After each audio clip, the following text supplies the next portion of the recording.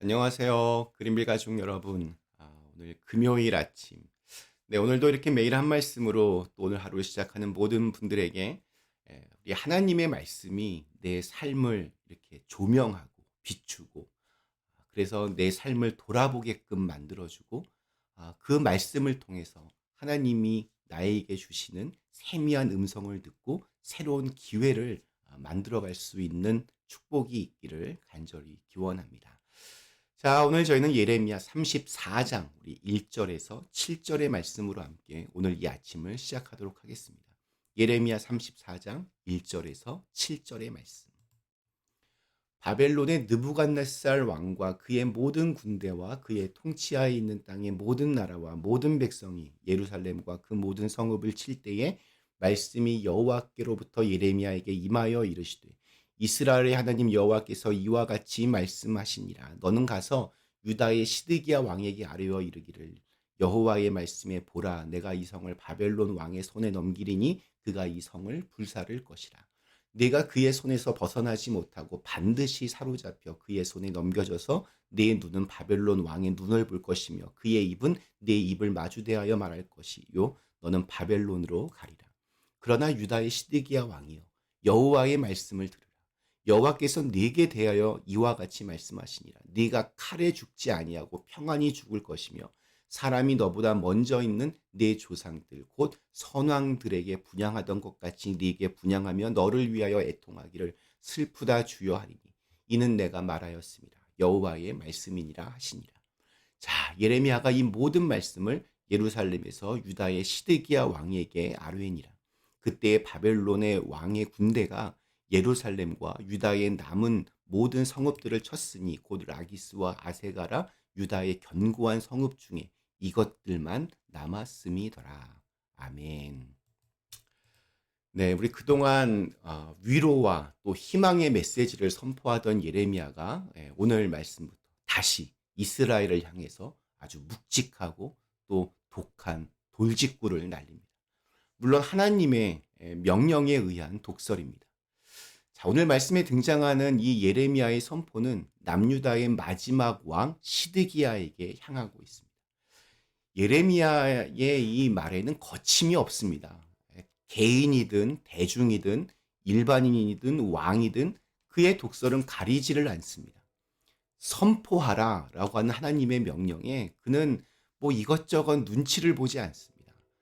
이것이 나에게 어떤 영향을 줄까 이런 거 전혀 고려하지 않습니다. 하나님의 말씀을 대언한다라고 하는 것은 그런 것입니다. 자신의 사적인 개인적인 감정으로 그런 말들을 하는 것이 아닙니다. 만약에 자기 감정에 의한 자신의 뜻에 의한 것이었다면 이게 고려하고 또 생각할 것이 아주 많아집니다. 이것이 나에게 유리한지 불리한지 이리저리 따져봐야 하기 때문입니다. 그러나 그가 하는 일은 자신을 위한 일이 아니라 하나님을 위한 일이었습니다. 단지 그 일을 하는 것뿐이었습니다. 이것을 우리는 사명이라고 부릅니다. 네, 어떤 면에서 사명은 단순합니다. 해야 할 일을 그냥 하면 됩니다. 그것이 나에게 미칠 영향이 무엇인지를 따지다 보면 이게 우물쭈물하기 십상입니다. 그러다 보면 이 단순 명쾌하게 갈 만한 일이 이상하게 꼬이고 찜찜하게 막히는 경험들을 하게 됩니다. 그것이 어떤 결과일지라도 하나님이 하시는 일은 우리를 위한 일이라고 그렇게 우리는 고백합니다.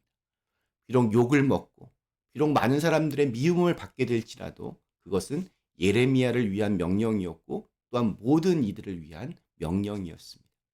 결국은 그 모든 독설들이 유다 왕국과 시드기야를 위한 일임을 우리는 잘 알고 있습니다. 그 믿음이 우리를 단순하게 합니다. 하나님이 원하시는 일 그냥 하면 됩니다. 기도하라. 그러면 기도하면 됩니다. 사랑하라. 그러면 사랑하면 됩니다. 믿어라. 믿으면 됩니다. 그런데 이게 생각만큼 잘 이게 안 돼서 우리에게 이런저런 문제들이 발생하는 겁니다. 나름 잘 살고 있었던 아브라함에게 하나님은 집을 떠나서 갈 바를 알지 못하는 광야로 떠나라고 말씀하십니다. 노년에 접어든 모세에게 유대인이면서도 그것도 유대인으로 살지 못했던 모세에게, 그것도 유대인들을 가장 괴롭히고 지배했던 애굽의 왕자로 살았던 모세에게 이 유대인의 지도자가 되라고 하십니다. 상식적으로는 말도 안 되는 일입니다. 그러나 결과는 어떻습니까? 순종은 나를 위한 일일 뿐만이 아니라 모두를 위한 일이 됩니다. 나를 위한 일일 뿐만이 아니라 모든 사람들을 위한 일이 되기 때문에 우리가 순종해야 되는 겁니다. 시드기야에게는 독설이었지만 그 말씀은 그 누구도 아닌 결국 시드기야를 위한 말씀이었습니다. 우리 4절과 5절 말씀 한번 보겠습니다. 그러나 유다의 시드기야 왕이여 여호와의 말씀을 들으라. 여호와께서는 네게 대하여 이와 같이 말씀하시니라. 네가 칼에 죽지 아니하고 평안히 죽을 것이며 사람이 너보다 먼저 있은 내 조상들 곧 선왕들에게 분향하던 것 같이 네게 분향하며 너를 위하여 애통하기를 슬프다 주여 하리니 이는 내가 말하였습니다. 여호와의 말씀이니라 하시니라. 아마도 시드기야가 이 말씀에 무릎을 꿇었다면 예레미야의 예언처럼 그는 사람들의 충분한 애도를 받으며 죽었을 것입니다. 그러나 시드기야는 이 말씀을 결코 자신을 위한 말씀으로 받아들이지 않았습니다. 결국 그의 최후는 자신의 눈앞에서 아들의 죽음을 직접 봐야만 했고 자신도 두 눈이 뽑히는 아픔을 당하며 아주 비참하게 죽어야 했습니다. 가끔 이렇게 성경 읽다가 혹은 설교를 듣다가 뭔가 이렇게 찔리는 말씀 앞에 서실 때가 있으신가요? 나의 가슴을 치는 말씀, 나를 어렵고 괴롭게 하는 문제 앞에 서 있을 때가 있으십니까? 그 문제들이 사라지기를 바라십니까? 괴롭습니까? 그래서 불평이 올라오십니까? 그 앞에서 좀 곰곰이 생각해 봐야 합니다. 하나님이 주시는 은혜일 확률이 아주 높기 때문입니다. 나를 포기하지 않으시고 다시 돌아올 기회를 주시는 하나님께서 그 옛날 성경에 나오는 누군가에게 하시는 말씀이 아니라 오늘 나에게 하시는 말씀으로 들릴 때 우리의 믿음은 한 뼘 더 성장할 수 있습니다. 듣기에 좋은 말씀만으로는 우리의 믿음은 절대로 성장하지 않습니다.